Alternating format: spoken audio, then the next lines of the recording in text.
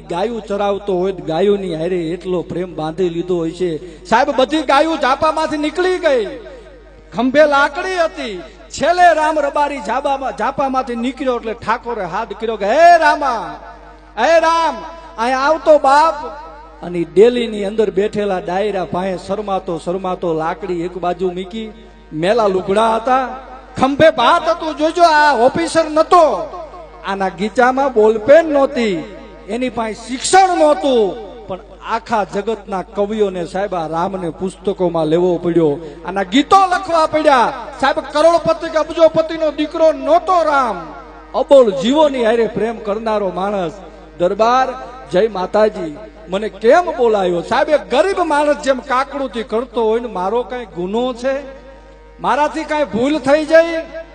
અને તેથી જરનો દરબાર ઠાકોર સાહેબ એટલું કીધું કે તારાથી કઈ ભૂલ નથી થઈ બાપ, તારાથી તો મારું ગામનું પાદર ઉજળું છે, અમારી ગાયું ઉજળી છે, પણ તને બોલાવ્યો છે એટલા માટે કે એક ખાલી આવેલા મારા મહેમાન દરબારોને તું તારો ગૌ પ્રેમ દેખાડી દે, ખાલી એક દાખલો એમને દેખાડ કે આ ગાયું તારી પાછળ કેટલી મોહિત છે, તારી પાછળ આ ગાયું કેટલી ભાવુક છે।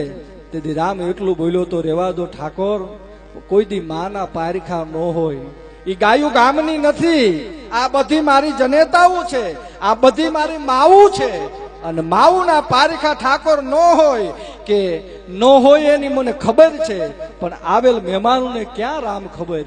આ મહેમાનો એમ કે છે કે તમે ખોટું બોલો છો, ગોવાળના ખોટા વખાણ કરો છો।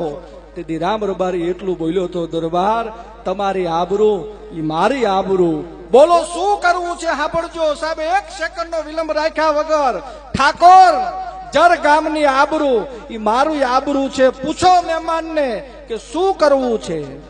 તેથી મહેમાનો એટલું બોલ્યા કે તું એક વાપ ના ખાય, ઝાપે ઉભો અને ગામની ગાવું છે ને પાછી ઝાપે ભેળી થઈ જાય।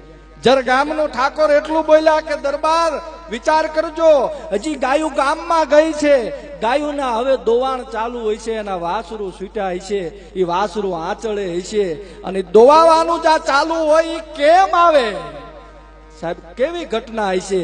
એ ગામની ગાયોને ખાણના એમ કહેવાય કે ઓજાર મિકાઈ ગયા હોય છે, એ ખાણ ખાતી ગાયોના નીચે એના નાના પહોળા સાહેબ દૂધ પીતા હોય છે।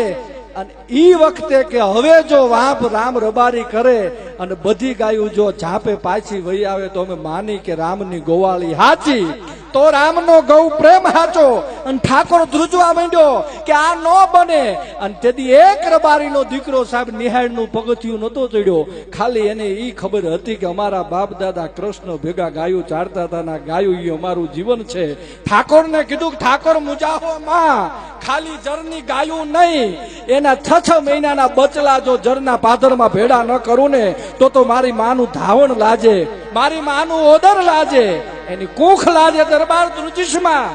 અને સાહેબ એક આકલ કરી આજ પણ જાઓ જર ગામના પાદરમાં ઈ ઘેઘુર વડ છે, વડની માથે ચડી અને હાથ કર્યા જે માલધારીનો દીકરો વાપ કરે સાહેબ, 3 વાભું કરીને તા તો ખીલા તોડાવી અને શેરા અને નુજણા જે બાંધેલા હતા ને એ તોડાવી વાસરું હોતી, આખી જર ગામનું ધણ હતું એ વડ ફરતું રાહડે રમતું હતું, માથે જેમ કૃષ્ણ મોરલી વગાડતો હોય ને એમ ઈ રામ રબારી જર ગામના વડની માથે ઉભો વાહ માવું, વાહ માં, વાહ જનેતા, વાહ ગાયું કરી અને ગાયુંને ભલકારા દેતો હતો।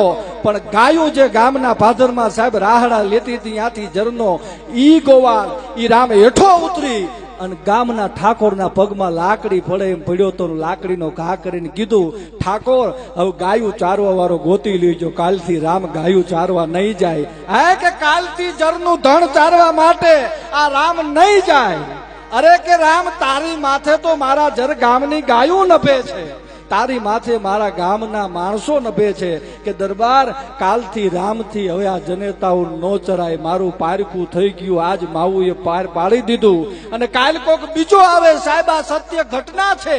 લાકડીનો ઘા કરીને ઘીરે જઈને ખાટલામાં જઈને હુઈ ગયો સાહેબ, હવા મહિને રામ રબારીનું મૃત્યુ થઈ ગયું, ખાટલામાંથી બેઠો નથી થયો અને ઠાકોર ધ્રુજવા માંડ્યો શું વાત કરો કે હા રામ રબારીનું મૃત્યુ થયું સાહેબ એની શમશાન યાત્રા ગામના પાદરમાંથી જ્યારે નીકળીને ગામની ગાયોમાં એક વાછડી બાકી નથી. આખા જર ગામની ગાયો સાહેબ ખીલા તોડાવી આંખમાં આહુડા પડતા હતા. અને એના ઇતિહાસકારોએ લખ્યું છે કે આ જગતમાં વિશ્વમાં એક રામ રબારીની શમશાન યાત્રામાં મહાન હુદીન ગાયું જઈ છે. બાકી ભાઈઓ જાય, ગામ જાય, સગા સંબંધી જાય, પણ આ દેશના રબારીની શમશાન યાત્રામાં જરના પાદરમાં જરના મહાણમાં સાહેબ જેથી રામનું સબ હળગતું હતું, એની અગ્નિની જ્વાળાયું જેથી નીકળતી હતી, એના ભાઈઓ જાયું ઘરે વી આવ્યા, ગામ હળગાવીને ઘરે વ્યુ આવ્યું.